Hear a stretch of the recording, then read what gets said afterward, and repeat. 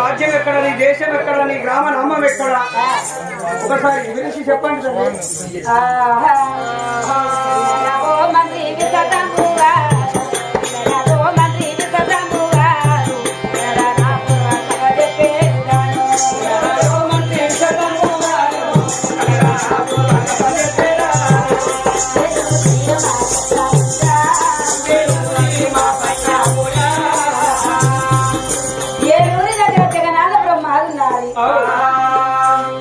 నా భర్త పాపారావు, నా పేరు కనకావతి.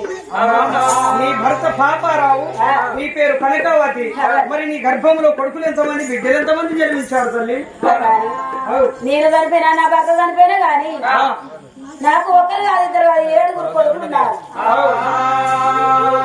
రవయ్య, లక్కయ్య, రత్నయ్య, రంగయ్య, సువయ్య, సుక్కయ్య.